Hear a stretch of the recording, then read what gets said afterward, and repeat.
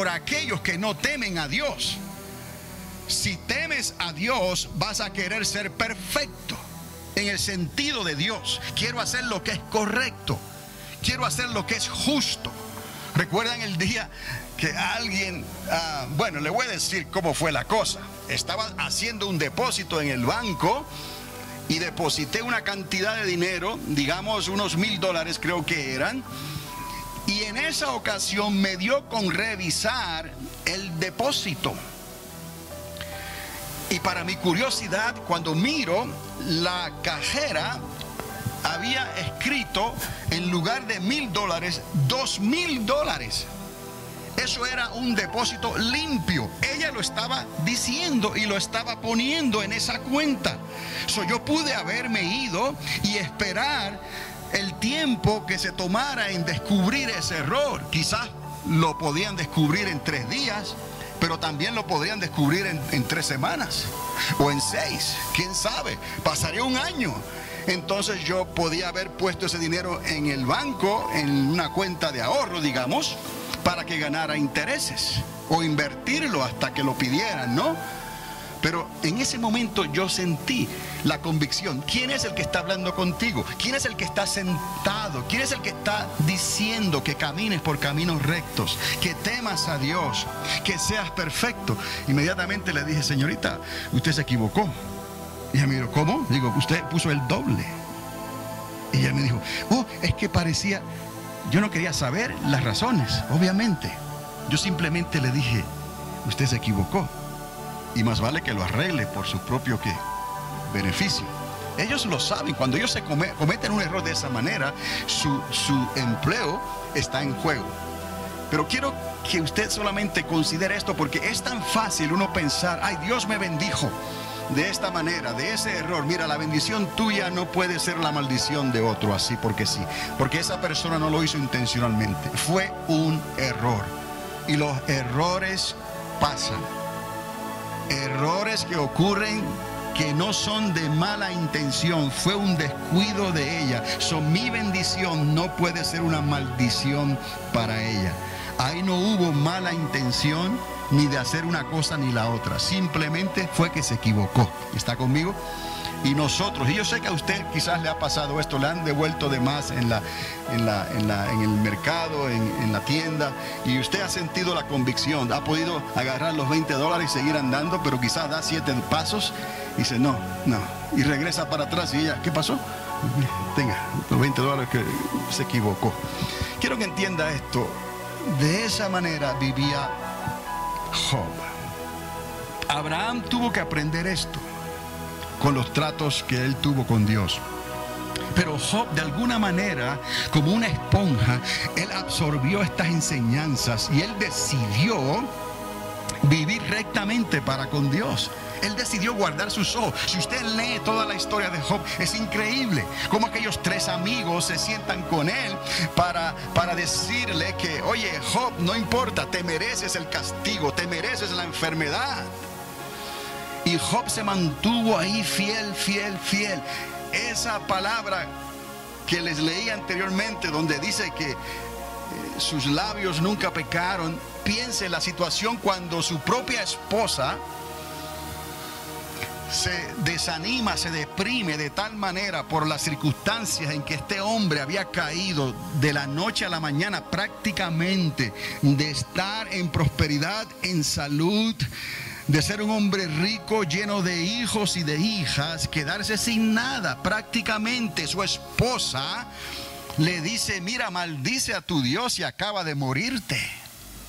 Y Job inmediatamente piensa: pero ¿cómo es posible que no vamos a recibir las cosas buenas y las malas también? Porque Dios es justo. ¿Quién sabe si Dios está tratando contigo? Si Dios permite ciertas cosas para que te des cuenta que hay un Dios y que ese Dios sigue siendo Dios y que Él quiere lo mejor y que todas las cosas obran para bien para aquellos que temen a Dios. Aguántate, agárrate de la roca, sigue hacia adelante, no mires hacia atrás. Y si cayeres, levántate en el nombre de Jesús. Verdaderamente, mantén tu camino recto, mantén el temor de Dios, y la gracia y el favor de Dios van a seguir contigo todos los días de tu vida. Por eso Job le dice a su esposa, ¿qué es que no vamos a recibir la bendición y las maldiciones también? Su palabra fue firme en toda esa queja y esa crítica. Dice la Escritura que sus labios no pronunciaron palabra de maldición contra Dios. Es más, él llegó a decir, yo sé que mi Redentor vive. Entonces tenemos que aprender en esta mañana exactamente cómo todo esto lo recibe Job de Abraham. No lo tenemos muy claro porque la Biblia no da esos detalles exactamente, pero sabemos que fue en el mismo tiempo más o menos después de Abraham. Pero sabemos que Abraham fue un hombre que se encontró con Melquisedec, que Abraham aprendió a dar sus diezmos y a confiar y a depender de Dios y no de los reyes de la tierra. Hay una diferencia en aquellos que quieren vivir de una manera aprovechada. Yo aprendí esto a temprana edad, aún antes de conocer los caminos del Señor. Verdaderamente nunca me gustó las personas aprovechadas, como que tienen doble sentido, como que no son transparentes. A veces la hermana Mary se enoja conmigo porque a veces lo digo todo y después que lo digo ya lo dije y no tenía que haberlo dicho. Pero es que no me preocupo, quiero ser transparente. Y hay momentos en que no tienes que hablar ciertas cosas.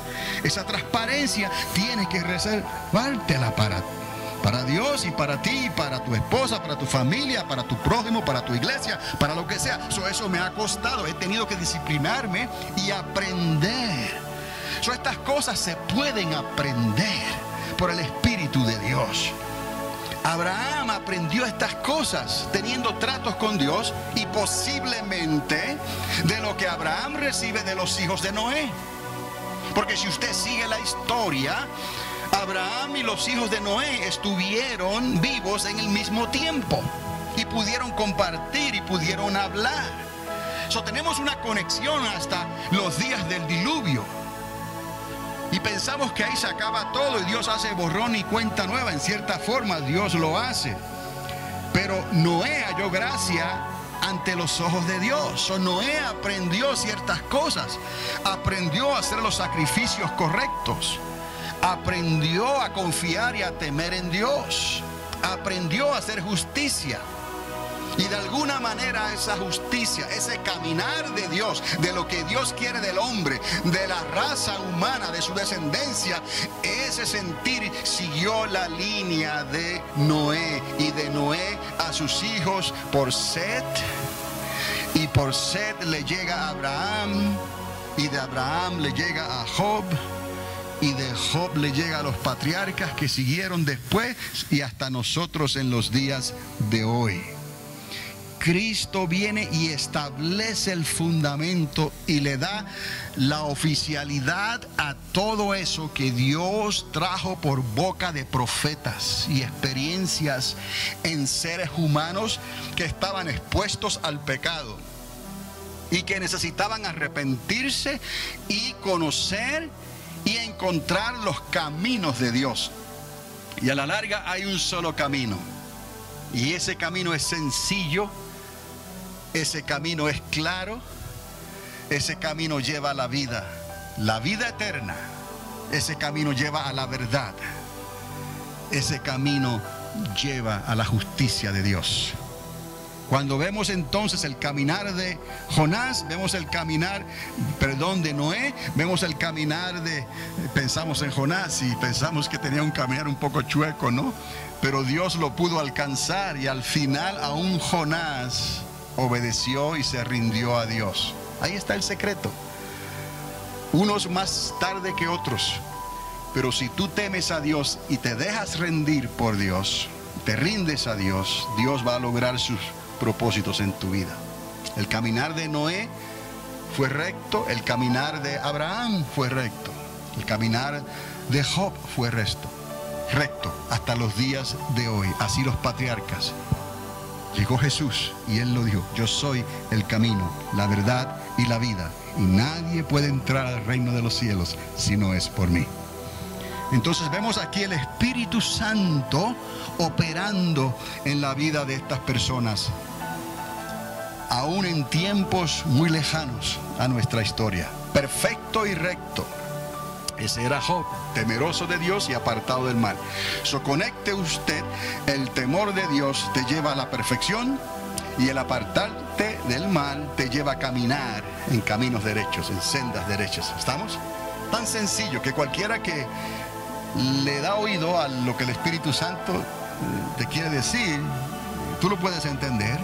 Teme a Dios y vas a querer ser perfecto para Dios. ¿Y cómo yo recibo eso? Por el Espíritu Santo y su palabra. Apártate del mal.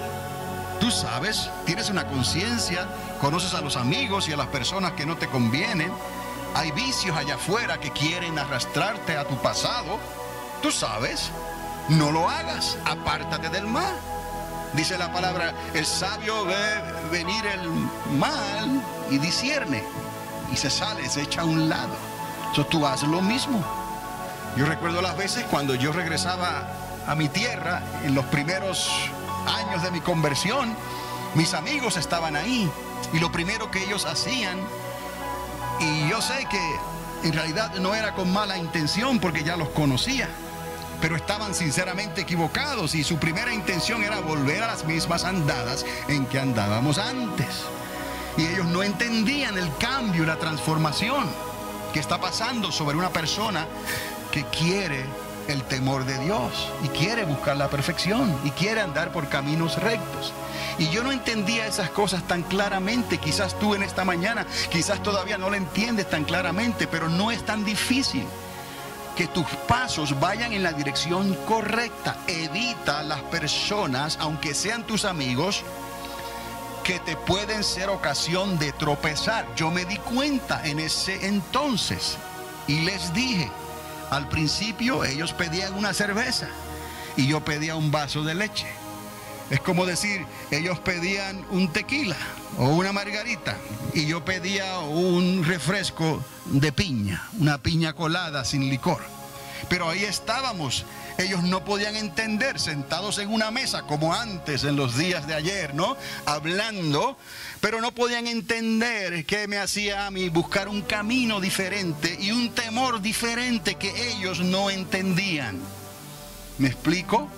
Pero yo no podía entonces darle ese regalo que Dios me había dado, ese tesoro, y desperdiciarlo con ellos si ellos no estaban dispuestos y no querían entrar por esas veredas y por esos caminos que yo estaba transitando en esos mis primeros días en mi caminar con Dios, tratando de entender su palabra, y el Espíritu Santo me ayudaba, me daba convicción. No lo hagas, no conviene. Eso no es difícil, hermano, hermana. Decide qué vas a hacer con tu vida. Decide quiénes tienen influencia en tu vida para que puedas caminar rectamente, para que puedas temer a Dios y todo lo que hagas, prospere. Ahí hay perfección. Y recuerda, no es la perfección del mundo, no es eso, esa prepotencia, no es eso para impresionar a nadie. Estamos hablando el temor a Dios, donde tú vienes delante de Dios y reconoces tu incapacidad, reconoces tu debilidad, que somos polvo de las estrellas, en realidad, polvo de la tierra. Entonces es increíble cómo Job puede hablar de esta manera. Cómo él era tan temeroso, dice la palabra, buscaba la perfección y siendo apartado del mal, andaba rectamente. Y esto es lo que necesitamos entender hoy si usted y yo queremos agradar a Dios. Ahora, ¿qué tiene que ver agradar a Dios con las riquezas escondidas debajo de la tierra? Porque si usted sigue leyendo entonces esta historia, usted se va a dar cuenta cómo Job trae a relucir una explicación de los tesoros de la tierra, que cómo este hombre podía entender eso, cómo este hombre podía saber estas cosas.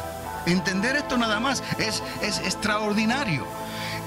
Es una riqueza incalculable en sí misma, y Job lo sabía muy bien y las menciona por nombre. Yo solamente escribí algunas, aquí menciono las riquezas que habla Job en esos discursos que él hizo.